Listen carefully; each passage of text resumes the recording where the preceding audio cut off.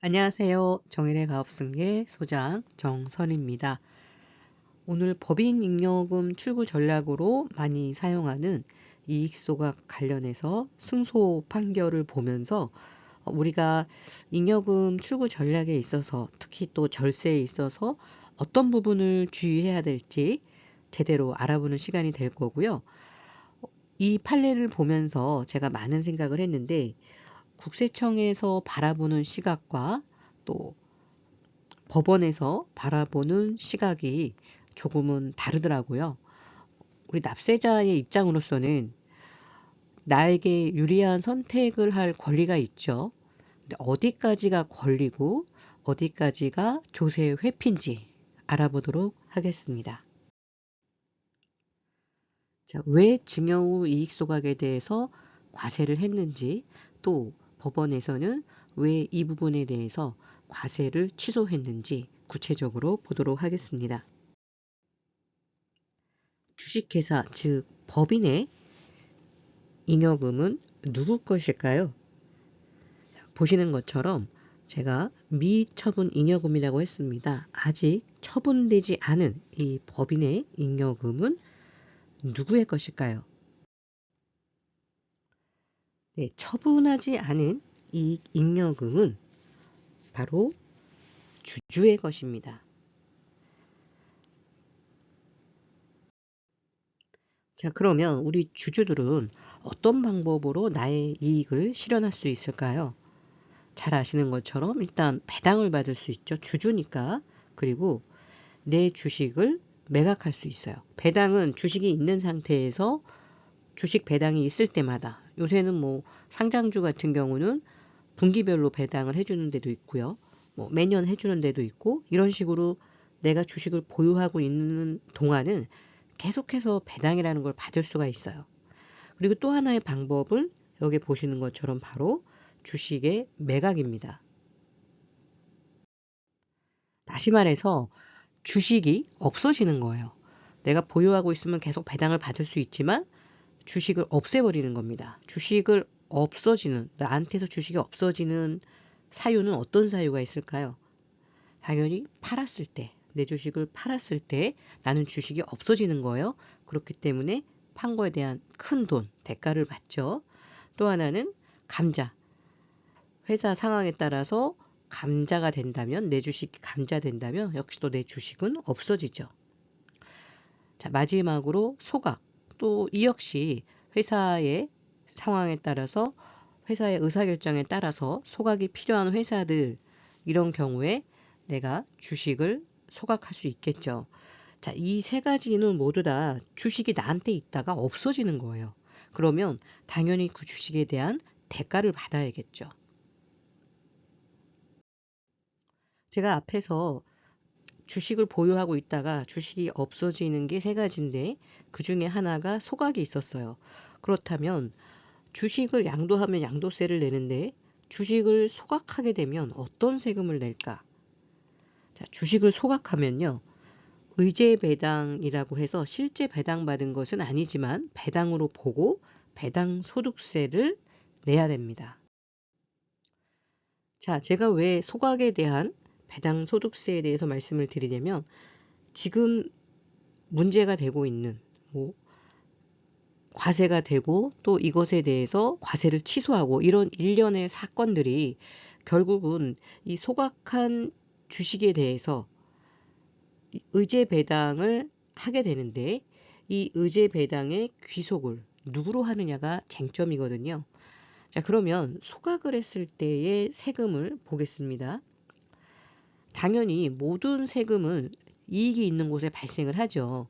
따라서 내가 소각을 한 대가, 그 가격과 내가 그 소각한 주식을 취득했을 때의 가격과의 차이에 대해서 세금을 내게 되죠.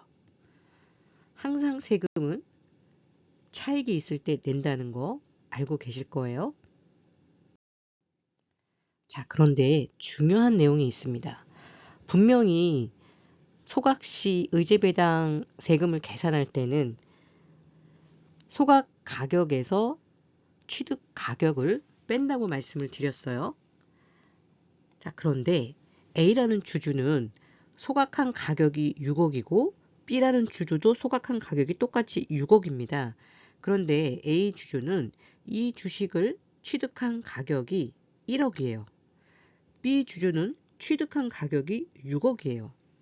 자, 이렇게 되면 A 주주는 5억에 대한 차익이 발생하고요. B 주주는 아무런 차익이 없습니다. 우리가 뭐 부동산으로 얘기를 하자면 내가 아파트를 1억에 취득을 했는데 이것을 6억에 팔면 5억에 대해서 양도세가 나오겠죠. 그런데 내가 아파트를 6억에 사서 6억에 팔았다. 그러면 당연히 양도세가 없겠죠. 주식도 똑같습니다. 자, 이렇게 B 주주가 6억에 취득해서 6억에 팔아서 세금이 0원이 됐는데 바로 이 경우에 과세가 된 거예요. 우리가 상식적으로 생각을 하면 아니 6억에 사서 6억에 팔아서 세금 없는 게 왜 이게 과세 대상이냐 라고 생각하시겠죠. 땡땡 지방 국세청장은 2021년 5월 13일부터 2021년 9월 14일까지 원고에 대한 주식 변동 조사를 실시하였는데 조사 결과 이 사건의 증여는 가장거래로서 국세기본법 제14조 3항에 따라 실질과세 원칙상 원고가 이 회사에 이 사건 주식을 직접 양도한 것으로 보아야 하므로 원고에게 의제 배당 소득이 발생하였다고 판단하였다. 자, 글로 되어 있으니까 좀 어려우시니까 제가 도표로 정리한 것을 보여드리겠습니다. 자, 사건의 요점을 말씀드리겠습니다. 도대체 국세청은 왜 과세를 했고 법원에서는 또 왜 이 과세를 취소했을까? 자, 주주가 있습니다. 자, 이 사건 기준으로 말씀을 드릴게요. 이 사건에서는 사모님, 이 기업의 이 법인의 사모님이 갖고 있는 주식을 대표님에게 증여를 했습니다. 자, 여기서 배우자는 이 회사의 대표이사입니다. 자, 이렇게 증여를 아까 5.8억, 5억 8천 얼마였죠? 자, 5.8억 원 어치예요. 5.8억 원 어치의 주식을 증여를 했습니다. 당연히 무상으로 받았으니까 증여세가 있죠. 그런데 부부간에 10년간 6억까지는 공제를 해줍니다. 그래서 5억 8천을 증여했으나 대표님은 증여세가 없습니다. 왜? 5억 8천에서 6억을 빼면 오히려 마이너스죠. 그래서 증여세 0원입니다. 자, 그리고 법인에서는 회사의 상황에 따라서 소각 목적의 자사주를 하게 됩니다. 그래서 적법한 절차를 거쳐서 주주총회를 열어서 우리는 소각 목적의 자사주를 하겠다 하고 주주들에게 통보를 하죠. 자, 이때 증여받은 주식이 있는 이 대표님은 본인의 주식을 법인에 매각을 하죠. 자, 이렇게 해서 대표님의 사모님은 증여를 해준 거고 대표님은 증여받은 주식을 양도를 하게 됐죠. 자, 그러면 일반 자사주 같으면 양도세를 내는데요. 소각 목적의 자사주는 양도세가 아니라 배당소득세를 냅니다. 앞에서 말씀드린 의제 배당이 되거든요. 자, 이쪽에서 세금을 계산을 해보면요. 자, 대표님이 소각의 대가로 5억 8천을 받으셨겠죠? 자, 이게 바로 소각의 대가예요. 그러면 여기서 취득가를 빼줘야 됩니다. 취득가도 역시 5억 8천입니다. 이렇게 돼서 세금이 자, 0원인 거죠. 차익이 없으니까 세금도 없는 거죠. 이익이 있어야 세금이 있으니까 이렇게 해서 세금이 없어서 의제배당 소득세를 내지 않은 거예요. 그러면 국세청에서는 왜 과세를 했냐? 자, 이 증여와 소각의 과정에 대해서 하나의 거래를 본 거예요. 증여하고 소각을 했는데 이것은 세금을 줄이기 위한, 세금을 회피하기 위한 가장 행위다. 그러니까 실질 행위가 아니라는 거예요. 이 증여도 우리는 인정 못한다. 이 소각은 배우자가 소각한 게 아니라 이 주주, 원고, 여기서는 이제 이 소송을 진행한 사람이 이 대표님의 배우자거든요. 그래서 이 사모님을 원고라고 표현을 한 거예요. 대표가 판 게 아니라 이 원고가 판 거다. 그러니 소각이 됐으니 이것은 배당이다 해서 종합소득세를 과세를 한 겁니다. 3년 전의 사건이기 때문에 앞에서 말씀드렸던 것처럼 가산세가 5천만 원이 넘었었죠. 네, 이게 이 사건의 핵심이에요. 자, 그런데 국세청에서는 이렇게 이 행위를 가장행위로 보고 과세를 했는데 재판부에서는 이것을 왜 취소시켰을까요? 자, 판결문 원문을 제가 그대로 옮겨놨는데요. 자, 피고가 2021년 12월 1일 원고에 대하여, 원고는 바로 이 주주님입니다. 주식을 증여해 주신 분, 원고에 대하여 2018년 종합소득세 2억 2,457만 820원 부과한 것을 취소한다 라고 재판부에서 판결을 내렸다는 거죠. 다시 말해서 재판부는 이 일련의 과정을 가장행위가 아니라 실질행위로 봤다는 겁니다. 자, 왜 국세청에서는 이것을 가장행위로 보고 재판부에서는 실질행위로 봤을까요? 처분경입니다. 좀 말이 길고 복잡한데요. 요지만 말씀드리면 이 회사의 사모님인 주주가 3,310주가 있었는데 그중에 2,500주를 남편인 대표이사에게 증여를 합니다. 자, 여기서 핵심이 그냥 증여한 게 아니라 상속세 및 증여세법상 보충적 평가 방법에 의해서 정확한 평가액으로 증여를 했습니다.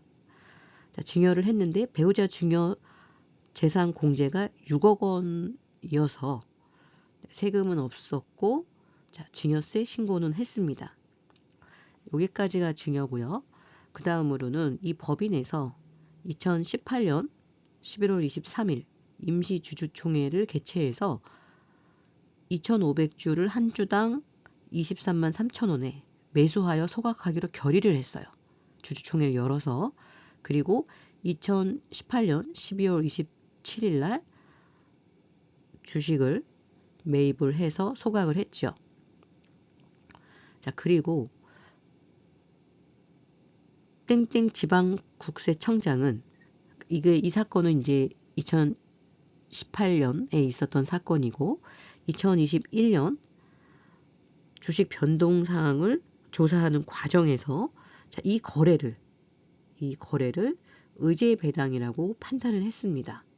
자, 그 근거는 국세기본법 14조 3항에 따라서, 자, 국세기본법 14조 3항은요, 실질과세 원칙에 대한 내용이 나와 있거든요.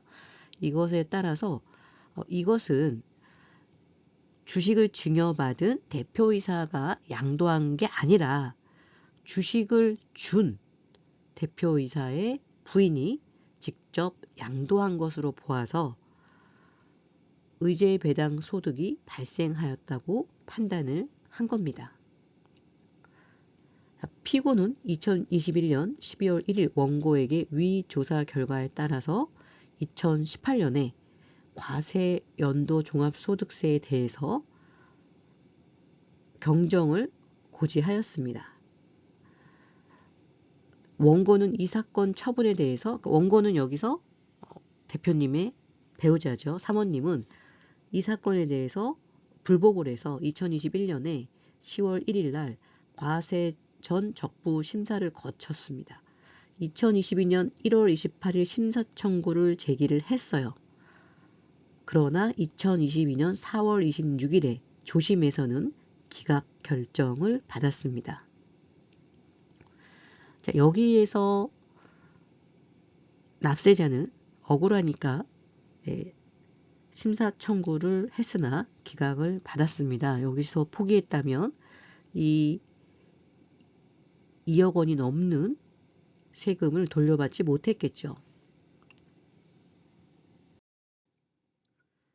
당사자들의 주장 요지가 중요하겠죠. 우선 첫 번째로 원고의 주장 요지를 들어보겠습니다.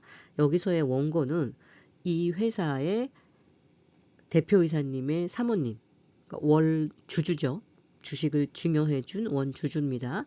자, 이분의 주장은 대표이사님이 회사의 지배구조를 단순화하고 자신의 가지급금 등을 상환함으로써 회사의 부채 비율을 감소시켜서 재무 건전성을 유지하기 위해서 절세의 일환으로 배우자 증여 공제를 활용한 거다.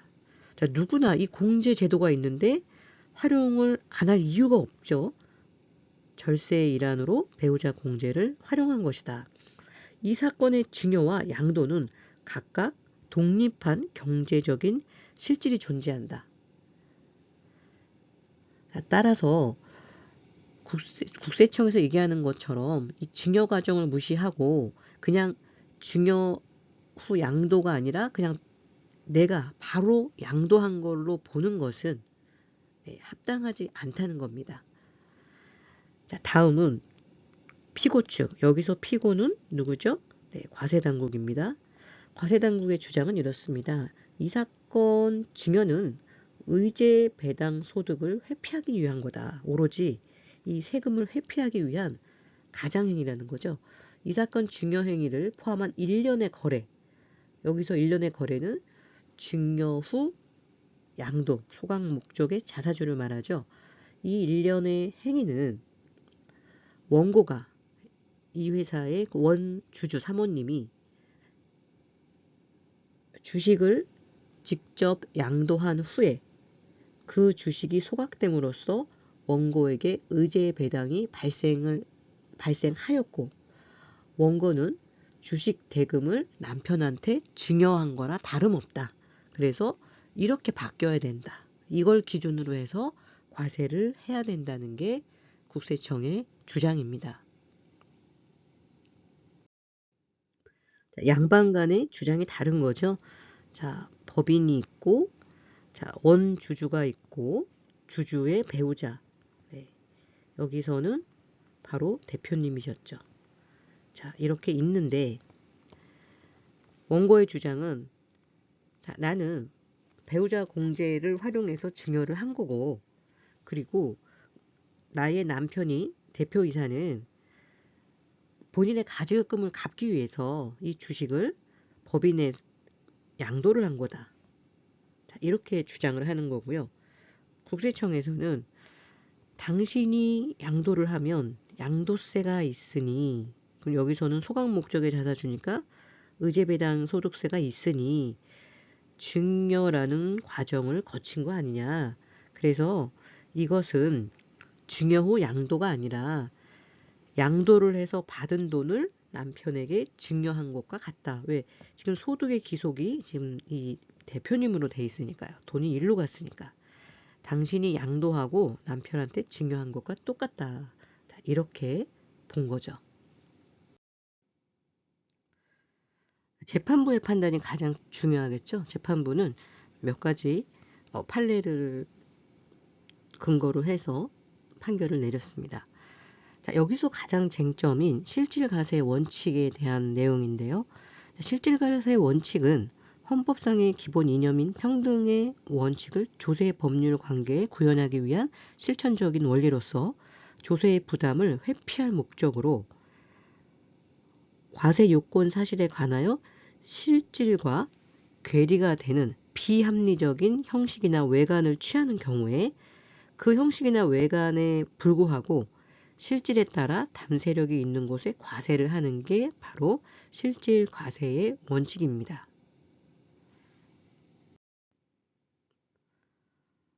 자, 또 거래를 우회하거나 변형하여 여러 단계의 거래를 거침으로써 부당하게 조세를 감소시키는 조세 회피 행위에 대처하기 위하여 그와 같은 여러 단계의 거래 형식을 부인하고 실질에 따라 과세의 대상인 하나의 행위 또는 거래로 보아서 과세할 수 있도록 한 것으로서 실질 과세 원칙의 적용, 이거는 오타 같아요.